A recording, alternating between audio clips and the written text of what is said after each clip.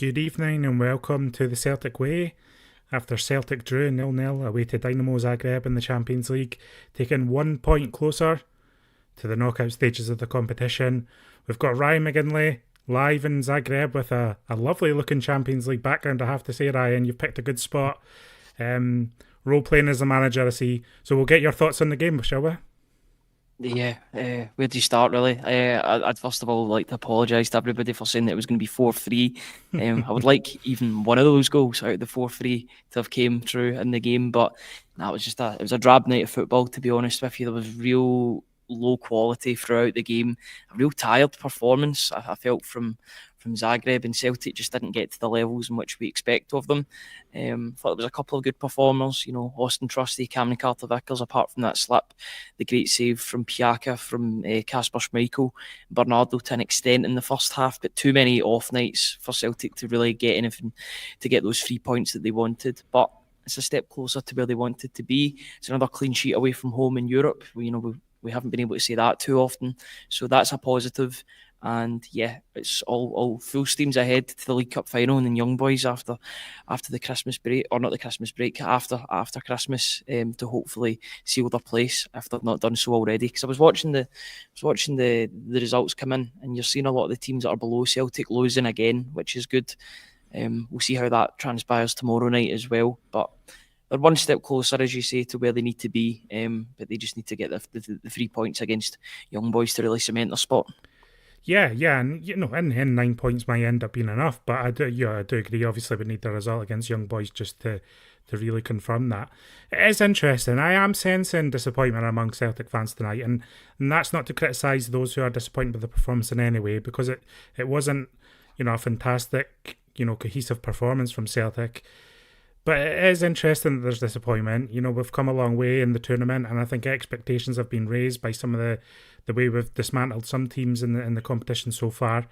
A point away from home in Europe is never to be sniffed at for me personally. I think that's something to consider. I understand. I have full agreement with you, Ryan. I'm not trying to take away from your point about the quality of the performance. But 4 games unbeaten in the Champions League.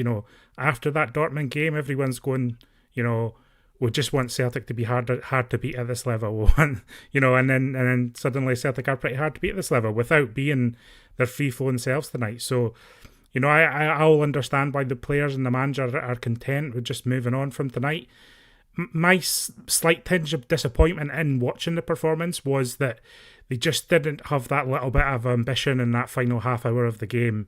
They build themselves into the game. They might not create many chances, but they get through the first half and they build themselves a platform in the game. And you're just looking for them to take it to the next level, and perhaps the substitutions to really light a fire in the performance. It just didn't quite transpire, did it? Well, there's the thing, and I don't want this to become a sort of bashing Arne Engels show, because I've criticised him enough over the past few weeks and months for some of his performances. But you're just looking for a bit more from a player coming off the bench in the last half hour. From being at the game and watching the way Zagreb were playing, they were very much a counter-attacking team, as Brendan Rodgers said. They were decimated with injuries. 2 of the players that were on the bench tonight actually played against the Celtic B team today in the under-19s game, which shows how decimated they were with injuries. And then a lot of them were pulling up midway through the game. Celtic, obviously, that injury to Alistair Johnston, hope that's not too serious. He's been speaking about it, saying that he should be fine for the weekend, which is good. But yeah, in that last half hour, I seen a tired team in Dinamo Zagreb, and I just wanted Celtic to take the initiative and really get that win. I don't think they'll have a better opportunity to get an away win in the Champions League. I know they've got Villa Park next against Aston Villa, who are all guns blazing, near enough the top of the table at the moment. But what an opportunity it was tonight, in my opinion. And I didn't think that the subs did enough, unfortunately. I wanted Engels to really take the game by the scruff of the neck. I thought Luke McCowan did well originally when he came on, and then he faded as the game went on, as it became a bit of a procession towards the end. It was almost as if both teams were pretty happy with the point that they gained on the night. They knew it wasn't going to be a scintillating game of football. It wasn't going to have an amazing end. Though, you've got to say, there was a big chance near the end as well for Celtic, with Engels putting the ball into the box for Adamida. It's a great block by is it Theophil Catherine that makes the block, the former Cardiff City player. It's a great block, but that's really about as close as Celtic got. I think it's only one shot they had on target, which isn't really good enough considering the players that they've got at their disposal. But they got a point. They didn't get beat tonight. They can thank Kasper Schmeichel for that great save at the end as well. So yeah, it's a point and basically move on. Apart from that Alistair Johnston injury, no other injuries to talk about, which I suppose is a win in itself. And then all focus is on Sunday for that League Cup final. Yeah, we do have an update on Alistair Johnston. He said after the game that he's hopeful of playing in that match against Rangers, but that he's taking his recovery on a day-by-day basis. So that'll be one to watch as the week pans out. I think they don't want to confirm that he'll be playing or not playing because they don't know how the knock will flare up over the coming days. So we'll just keep an eye on that one. Just in general, what was the feeling amongst those at Celtic after that match, Ryan? Rodgers, some of the players. What sense did you get of how they took that result and performance tonight? Yeah, Rodgers was saying it was a missed opportunity from the players and the team as a whole tonight. I think he's seen what he was up against with Zagreb, with those injuries, and thought that they could have and probably should have got the win with the talent on display. But he was also, tempering that sort of disappointment with the sort of, if we're disappointed only getting a point away from home against the Dinamo Zagreb, then that shows you the improvements that Celtic have made in being a solid unit at the back, plus being good forward, as we've seen in this competition against the likes of Bratislava and RB Leipzig. So I think you've got to really grasp onto the positives that come from the game tonight, that being the clean sheet. Kasper Schmeichel comes up trumps yet again. His father was in attendance. Peter Schmeichel was at the game, as was Joe Hart, one of his best friends in football. They would have all been proud of that save that he made from Marco Piacca, who obviously scored the hat-trick the last time those two teams met. So he wasn't to get his goal this time. It was a great save from Kasper Schmeichel. A couple of half chances here and there for Celtic, but nothing to really write home about, unfortunately. But yeah, I've got to say, I thought the Zagreb fans in particular were absolutely tremendous. And, as much as I want to talk up the Celtic fans, it was only the Zagreb fans that you could hear tonight, unfortunately. They were so loud for the duration of the game. That stand that they've got to themselves, I'm not sure if it's a full standing section, but it's the noise that they generate for 90 minutes is something to behold. If as much as the football wasn't so good, the atmosphere in and around the place was top notch. A really good footballing city, and you can tell that they're passionate about their team, even when their league performances haven't been great. And their league, their points total so far, they're third in the Croatian league. That's not where they want to be. They're used to being at the top. It was only Zagreb fans you heard tonight. That's how loud that they were. I thought it was a tired support. I don't know if maybe the partying had got to their heads a little bit, but it was a quiet away section. But it was probably down to the game as well. They didn't have too much to shout about for the duration of proceedings. But yeah, it's one of those ones. It's a point. We'll move on. We'll take the point. You just have to get the job done against Young Boys in January when it comes around. But I'm glad that now we'll get the League Cup to focus on, and then it's domestic duty from then until the new year with the Scottish Cup and then the Champions League back again. It's good that we can focus on things in the league, because you got to remember Celtic are in a tremendous position at the moment in the Scottish Premiership. So many positives. I'm not going to get too negative about tonight, but I think it was a missed opportunity, like Brendan Rodgers said. Long story short.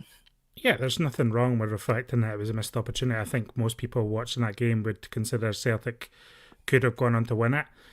At the same time, stifle Dinamo Zagreb to chances few and far between as well. I know they were under strength, but I thought, like you say, Austin Trusty and Cameron Carter-Vickers. I think Carter-Vickers picked up the official Man of the Match award with the wee UEFA trophy and all that. But I thought Austin Trusty was excellent alongside him as well. Just really pretty calm and composed, dealing with anything that came over the top and dealing with most things in general. So that's another positive. It's not often, we get clean sheets away from home in Europe. So the fact that we've managed to, get one away to Atalanta and get one away tonight, I think is a step forward for the team. Like I said, after Dortmund, everyone's saying we want Celtic to be harder to beat. We don't want Celtic to collapse in these matches. And thankfully, they've responded and given us that at least. And now we've built up a nice points total. But realistically, 1 foot into the next round, we should be finishing this off now and putting ourselves through and see where that takes us. As you say, it's a very exciting time domestically and in Europe. You can see why the support are energised. And that's why, with success and with the good performances and all that, becomes higher expectations. And that's why there's a tinge of disappointment amongst some supporters tonight. But I think the big picture for me is that Celtic have taken a step towards qualification for the knockouts, which is what everyone wanted before the draw was made, after the draw was made, and as it's progressed. So, I think things are still going well for Celtic in Europe, I would suggest.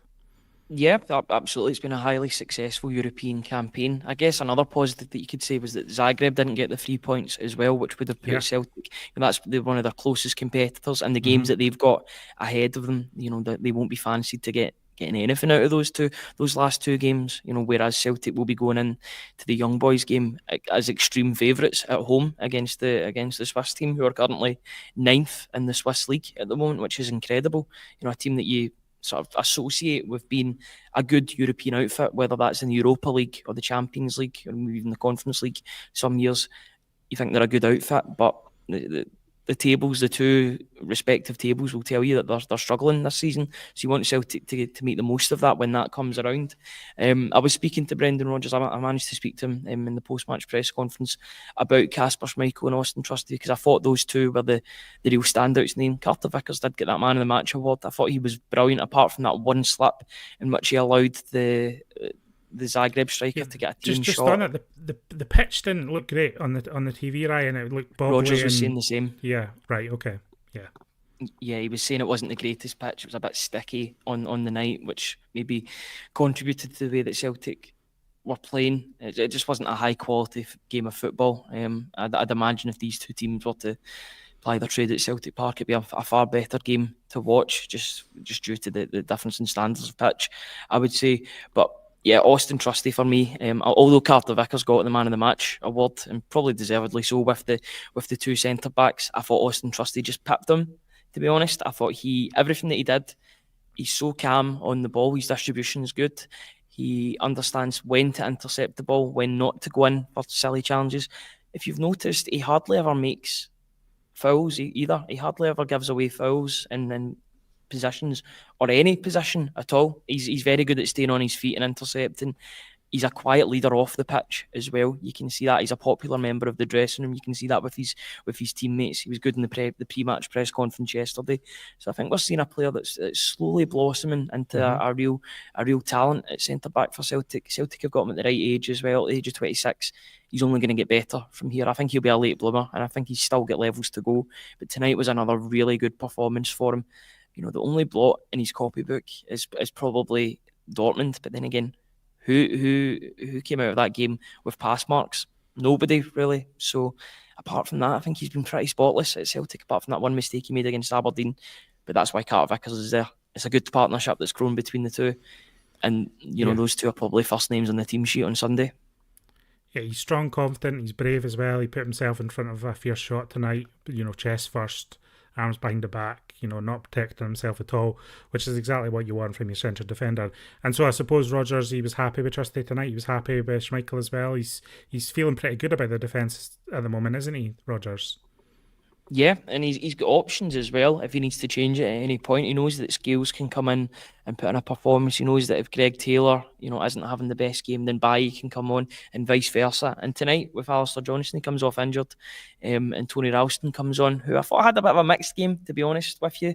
Early doors, he got that booking, but there was a couple of important challenges that he made. There was a point where he was one-on-one that he managed to get a good header away and clear the ball from any danger. You know what you're going to get with Ralston. You also know what you're not going to get with Ralston, but he's an honest pro. He'll give you 100%, and Tony will say you can't get 110%. But if he could do that, then he would bring it, because he bleeds Celtic, and you can tell in his performances. So yeah, you know that you're going to get heart from Ralston whenever he steps on the pitch. But there's options now. I'm just really happy with the way that the squad is looking at the moment. I thought that maybe Bailly would come on. Bailly was training at the start of or just before the start of the second half, and he had his shorts on, which made me think that he was maybe taking Taylor off in a sort of reverse situation that happened at Pataudry. But Taylor lasted the full 90, and I thought he had a better second half than he did first half for sure. So good options, good quandaries to have for good selection quandaries for Rodgers to have ahead of Sunday. But he's got options, but I think those two centre back positions are pretty much locked in at this moment in time, and that's you've got to give the positives to Carter Vickers and Trusty for making that so. Yeah, I mean, we won't kick the tyres too much on a 0-0 draw.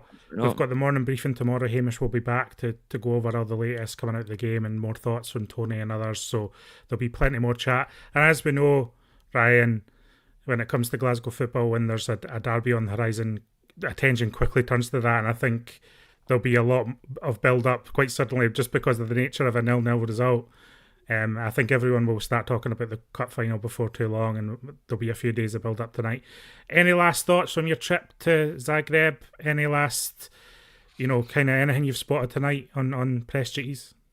Just as a whole, I've really, really enjoyed being in Zagreb. It's been my first away trip. In general, actually, I've never been away with Celtic before, apart from maybe pre-season friendly games against like Manchester City, but they don't count. They're not the real football. Going to Zagreb, experiencing it, being in amongst the crowd, talking to people outside, going to the cathedral. Zagreb's a wonderful place. It's a really cheap place as well. I would recommend it to anybody that wants to come, even for a city break, as I said previously. I've really enjoyed it. It's been good. I wish that Celtic were coming back with the 3 points, of course, but it's a point away from home, a clean sheet, a couple of good performances as well, and I think it's been a pretty successful time, if not what we would have wanted with the 3 points, but pretty successful. And now it's time to head home and get ready for that Glasgow derby on Sunday. Yeah, well, we've enjoyed your coverage as well, and if you like the coverage that we've got at the Celtic Way, you can both subscribe to the YouTube channel, you can visit the website, you can subscribe on the website as well. I think the best deal we've got going just now is £4 for 4 months, which works out at £1 a month. So if you want to get involved and support what we do, then feel free to get involved. We would really appreciate it. We've got lots more exciting stuff coming up, and we're planning to have a big 2025 as well, as I get ramped up into the new role as well. So we've got lots of good stuff coming, and obviously, most importantly, lots more coverage of Celtic to come tomorrow, throughout the week, and of course in the build up to that final. So Ryan, thank you for joining us live late from Zagreb. We'll let you get home. Safe journey home. We'll catch you on the other end, and goodbye to everyone joining us live and watching us in the archive. Thanks for joining us as always. Goodbye. Cheers, guys.